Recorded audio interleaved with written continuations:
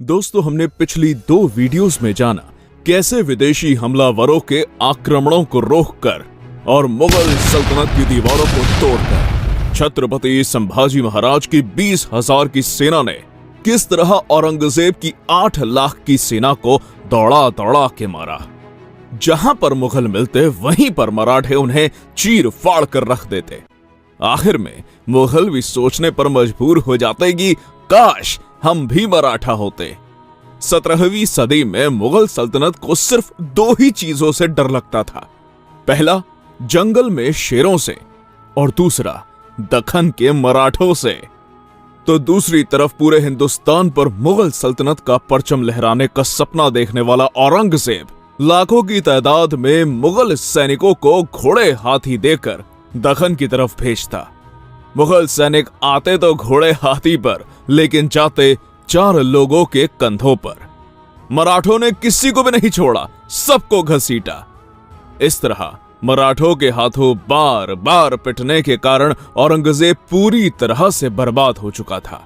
इसलिए गुस्से में आकर उसने मुगल सल्तनत का ताज उतार के फेंक दिया और कसम खा ली कि जब तक वो संभाजी महाराज को पकड़ नहीं लेता तब तक मुगल सल्तनत का ताज वो अपने सर पर नहीं पहनेगा। और अपनी लाखों की फौज लेकर वो दक्खन में जा उतरा। लेकिन महाराष्ट्र के सह्याद्री पर्वतों की सैर करना मुगलों की औकात से बाहर था, क्योंकि सह्याद्री पर्वतों की सैर सिर्फ 3 ही लोग कर सकते थे।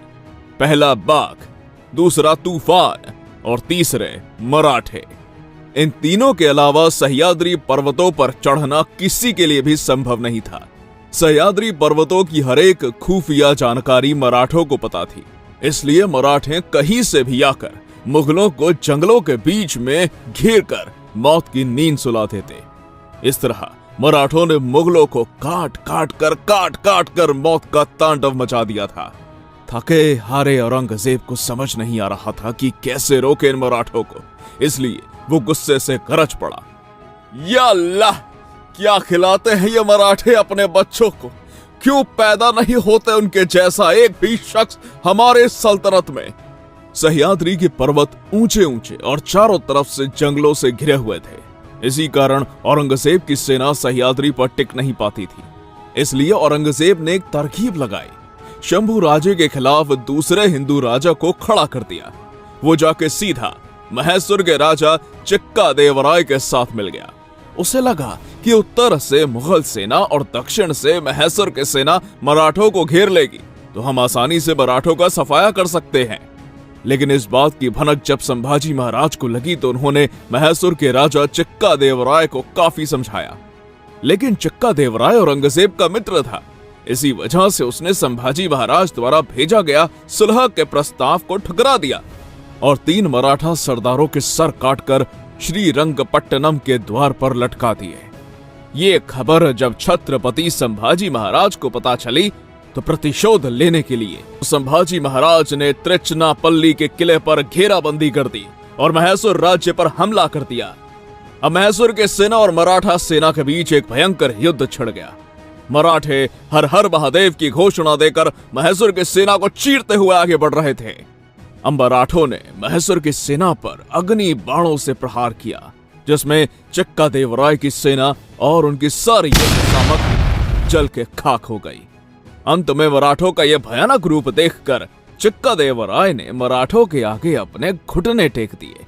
चिक्का देवराय संभाजी महाराज से इतना डर चुका था कि युद्ध भरपाई की रकम देने के लिए वो सामने आया ही नहीं, बल्कि अपने छोटे भाई को आगे कर दिया। इस तरह छत्रपति संभाजी महाराज ने महेश्वर के राजा चिक्का देवराय को भी ठिकाने लगा दिया। उस समय पूरे दक्षिण भारत में किसी की हिम्मत नहीं थी जो संभाजी महाराज से टक्कर ले सके। दक्षिण भारत में मार खाने के बाद अब औरंगजेब गोवा के पुर्तगालियों के साथ मिल गया। गोवा में पुर्तगालियों द्वारा हिंदुओं को जबरन धर्म परिवर्तन करना अपने चरम सीमा पर था, पर शंभू राजे भी कहाँ रुकने वाले थे। गोवा में हो रहे हिंदुओं के अत्याचारों की खबर जब संभाजी महाराज को लगी तो उन्होंने तुरंत अपना मोर्चा गोवा की तरफ निकाला और हिंदुओं का धर्मांतरण करने वाले पुर्तगालियों को पेड़ से लटका लटका के मारा। अफ्रीका से आए हुए सिद्धियों को भी नहीं छोड़ा, सबको घसीटा। एक साथ 12 से भी ज्यादा सल्तनतों को धूल चटा दी थी इस अकेले शेर ने। दोस्तों, यहाँ पर ध्यान देने वाली बात यह है कि इस हिंदुस्तान की धरती पर छत्रपति संभाजी महाराज एकमात्र ऐसे योद्धा थे जिन्होंने अपने 9 साल के शासनकाल में 120 से भी ज्यादा युद्ध लड़े। और इसमें गजब की बात यह थी कि उसमें से वो एक भी युद्ध नहीं हारे। अजिंक्य योद्धा जिसे कोई हरा नहीं सकता, जिन्होंने अपने पिता छत्रपति शिवाजी महाराज के हिंदवी स्वराज्य को एक नई बुलंदी पर पहुंचा दिया था। इस तरह छत्रपति संभाजी महाराज और औरंगजेब के लगातार युद्ध संघर्ष में दक्षिण भारत की आदिल शाही और कुतुब शाही, ये दोनों इस्लामिक सल्तनतें हिंदुस्तान के नक्शे से गायब हो गई। अब औरंगजेब समझ चुका था कि इसको हम ऐसे खुले मैदान में नहीं हरा सकते, इसलिए उसने संभाजी महाराज के खिलाफ षड्यंत्र रचना शुरू कर दिया। और एक दिन संभाजी महाराज अपनी सेना को दूसरी तरफ भेजकर राजनीतिक काम के चलते संगमेश्वर के रास्ते से गुजर रहे थे। तभी कुछ अपने ही गद्दारों ने धन की लालसा में इस गुप्त रास्ते की जानकारी मुगल सरदार मुकर्रब खान को दे दी। इसलिए बिना देर गवाए मुकर्रब खान की 12,000 की सेना ने संभाजी महाराज को चारों ओर से घेर लिया। 8 लाख की सेना संभाजी महाराज का कुछ उखाड़ नहीं पाई, लेकिन अपने ही लोगों द्वारा की गई विश्वासघाती के कारण 12,000 से कैद होना पड़ा। संभाजी महाराज और उनके मित्र कवि कलश को कैद कर लिया गया। यह खबर जब औरंगजेब को पता चली तो उसने आदेश दिया कि इन दोनों काफिरों को विदूषक के कपड़े पहनाएं, दर्दनाक यातनाएं देकर ढोल नगाड़े बजाकर पूरे शहर में घुमाओ। कोई उन पर पत्थर फेंकता तो कोई तलवार से उनके शरीर पर घाव करता, तो कोई नाखून से उनके शरीर को नोचता, तो कोई ऊंट की पूंछ को मरोड़ देता। शरीर का ऐसा कोई अंग नहीं बचा था जिससे खून ना निकलता हो। जिस किसी भी हिंदू ने इस भयानक मंजर को देखा उसका दिल दहल गया। अगले दिन संभाजी महाराज को औरंगजेब के सामने लाया गया, लेकिन संभाजी महाराज बिना डगमगाए सीना तान के औरंगजेब के सामने खड़े थे। तभी मुगल सरदार बोला, झुक जाओ आलम पनाह के सामने। इस पर संभाजी महाराज के मित्र कवि कलश बोले, राजा है वो, झुकेंगे नहीं, झुकाएंगे। औरंगजेब बोला, खामोश। और तख्त से नीचे उतरकर उसने अपने अल्लाह का शुक्रगुजार किया। उसकी आंखों से मानो खुशी के आंसू टपक रहे थे। ये सारा नजारा देखकर छत्रपति संभाजी महाराज अपने मित्र कवि कलश से बोले, कवि जी, इस प्रसंग पर तुम्हें कोई कविता सूझती है? कवि कलश बोले, हां राजे, क्यों नहीं। पूरा मुगल दरबार हिल गया। मौत के मुंह में यह संभाजी और इसे कविता सुननी है। इस घटना पर मुगल इतिहासकार काफी खान लिखता है, वो फूटी किस्मत का वो कवि कलश हिंदी में उत्तम कविताएं करता था। उसके शरीर के सारे हिस्से जकड़े हुए थे, सिर्फ आंख और जुबान के सिवा कुछ नहीं हिल रहा था। ऐसी अवस्था में भी उसने एक कविता बोली थी जो कुछ इस प्रकार थी, यावन रावण की सभा शंभु बंध्यो बजरंग, लहू लसत सिंदूर सम खूब खेलियो रणरंग, राजन हो तुम सांचे खूब लड़ियो तुम जंग, त्यो तुम तप तेज निहार के तख तेजो अवरंग। इसका मतलब था कि मुगल रावण की सभा में संभाजी महाराज को ऐसे बांध के लेके जा रहे हैं कि जैसे कि वो खुद बजरंगबली हनुमान हो, और संभाजी महाराज के बदन से बहता लहू जैसे हनुमान जी के शरीर पर लिपटा हुआ सिंदूर लग रहा है। शंभू राजे, क्या लड़े हो आप जंग, क्या आपका शौर्य, क्या आपका पराक्रम, क्या आपका तेज। आपका ये तेज देखकर औरंगजेब खुद अपने सिंहासन को त्याग कर आपके सामने घुटने टेक कर बैठा है। ये शब्द सुनकर औरंगजेब गुस्से से गरज पड़ा और उसने आदेश दिया कि ले जाओ इन दोनों को हमारे नजरों के सामने से और डाल दो कारागार में। औरंगजेब हर रोज आता और संभाजी महाराज से सवाल करता, तुम्हारा खजाना, हीरे जवाहरात, संपत्ति कहाँ रखी है, हमें दे दो। हमारे कौन कौन से आदमी तुम्हारे साथ मिले हुए थे उनका नाम बता दो।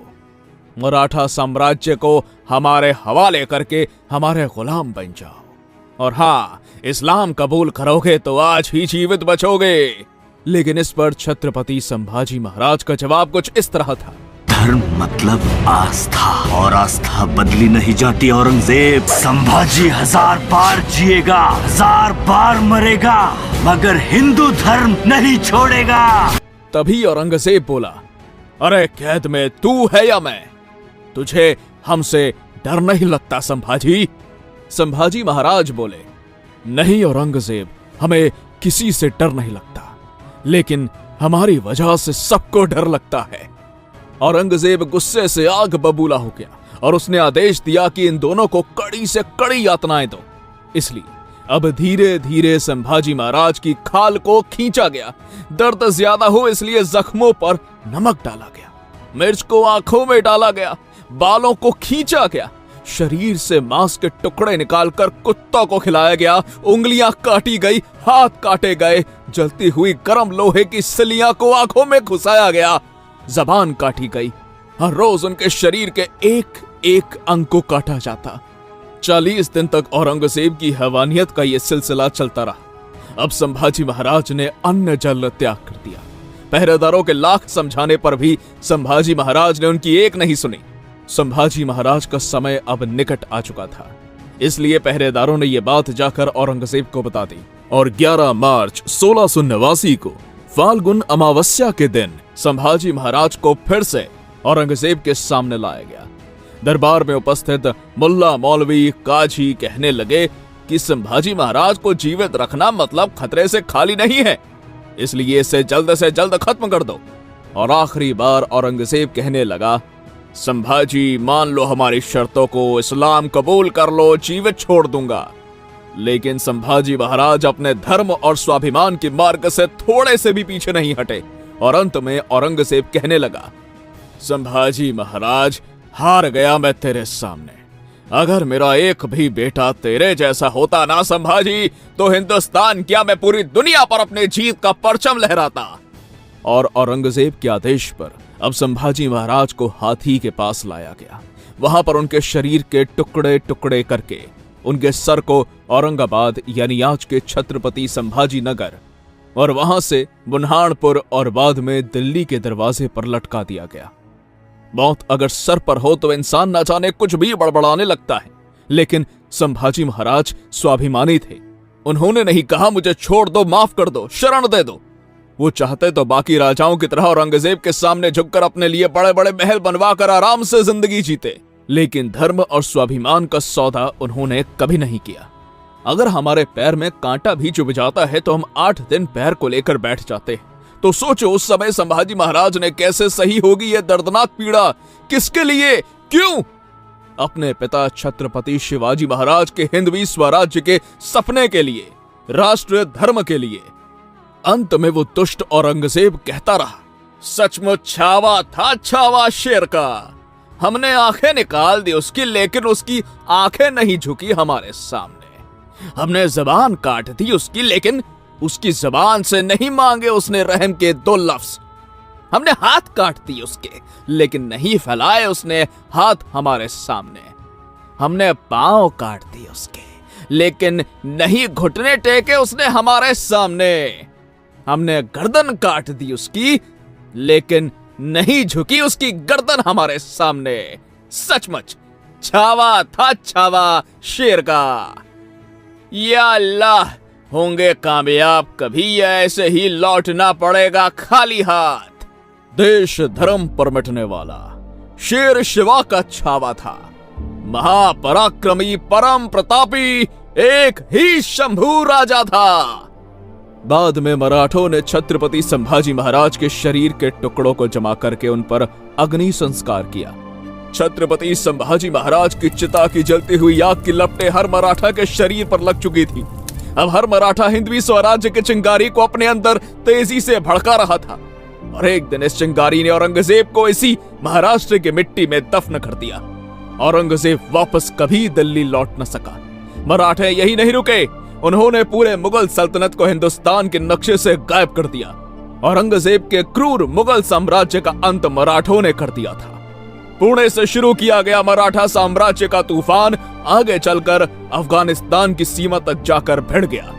इतने बड़े हिंदू साम्राज्य का निर्माण करने का कारनामा इतिहास में मौर्य और गुप्त साम्राज्य के 1000 साल बाद सिर्फ मराठों ने ही करा। दोस्तों, आज के लिए इतना ही। मिलते हैं अगली वीडियो में नई जानकारी के साथ। अगर वीडियो पसंद आई हो तो लाइक करें, कमेंट करें और हाँ, चैनल पर नए हैं तो सब्सक्राइब करना मत भूलिएगा।